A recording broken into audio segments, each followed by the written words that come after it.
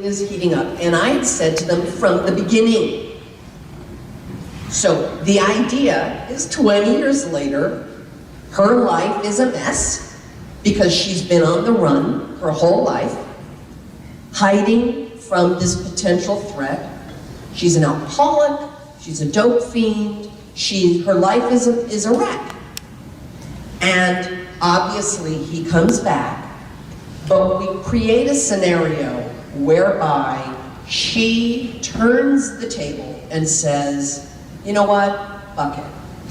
If I'm gonna die, I'm gonna die clean, because the life I'm living now is no life. I am not alive in this life. When you're running and afraid your whole life, you have no life. And there was a real sort of deep message of facing fear and living in truth. And she was sort of dead anyway. So that was the idea of the movie. And I have said from the beginning, so we're gonna frickin' kill this fucker. You know, it's like, so the end of the movie is that I end it. We're gonna end it here. And everybody was like, yeah, awesome. So the first script comes in, and the script is good, and it's dark, and blah, blah, blah.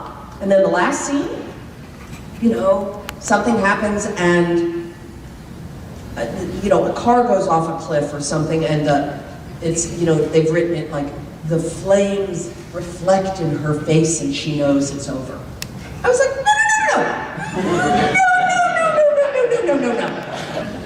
Remember the scene we talked about where he gets pressed in between the Beverly Hills high school pool?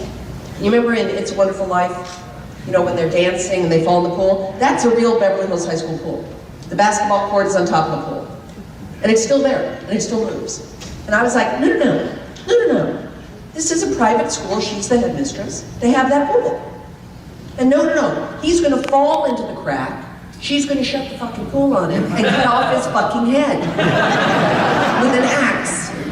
And they're like, yeah, right. Script comes in, end of the thing, the car goes off the fucking cliff, and the light reflects in my face.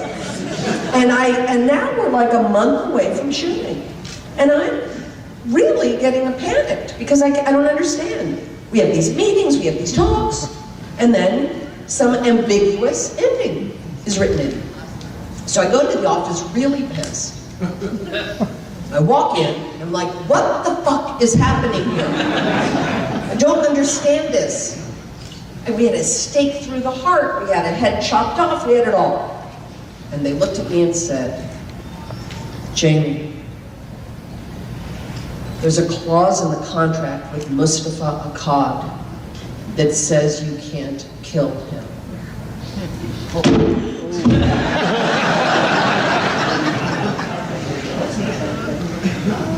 What? There is a clause that says we are not allowed to kill him.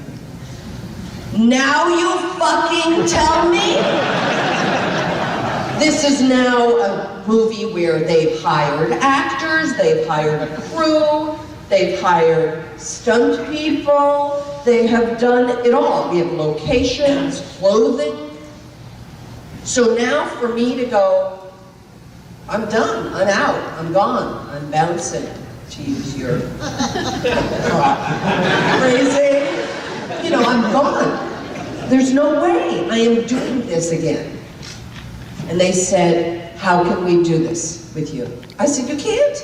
I am not doing this. The whole construction of the story is that this woman stops running, turns back, and faces him, mano a mana, until the death. And she's willing to die for this. And so, Kevin Williamson says, what if, two words you never want to hear in a production office, what if you and the audience think that you've killed him? I said, okay, what? They said, we do it where you kill him. I said, okay, but how do I, no, you kill him. You will take it to the end and you will chop off his head. I said, and we know it's him. Yes, it's the guy in the mask. And I'm like, okay.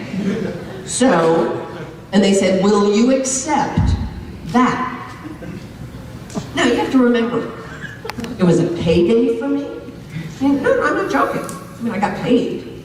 So there was, when somebody contracts with you and you're like, maybe I'll get that new pair of shoes. You know what I mean? You kind of like spend the money a little in your head. It was going to give a little cushion in my family. So, it was a lot of stuff on the table here. It wasn't just like, So I said, okay, I think he's dead and everybody in the audience is going to think he's dead, correct? Correct. They said, will you accept that? And I said, yeah. As long as in the next movie, it opens with me in a mental institution because I have found out that the person that I killed was not him and was an innocent ambulance driver with kids, and that it has sent her gone. And then I then get to die. Because I'm not gonna just like live like this limbo life. That's not gonna happen. And so that's why, sadly, I'm in Resurrection. Sadly.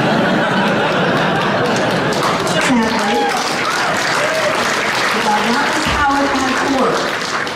I did that movie in order to satisfy so that when you finished H2O, you all believed and understood, or hopefully you believed and understood that it was him, even though it wasn't. So that was how that had to happen. So for me, it's all good. It's all good. So I had to end it for myself. And so the best way to do it would be to have him kill me. So I am D-E-A-F-ing-D. There is N-O-C-H-A-N-C-E that I will ever be in another Halloween movie, unless Malik Akkad comes up with a frickin' big-ass payday for Jamie, where I might ultimately turn it over to a charity. But I'm talking about like a big-ass payday. And then I'll let them figure out a way of like to try that in fact I'm not dead. But until that moment, which I don't think is going to happen, it's over. Okay.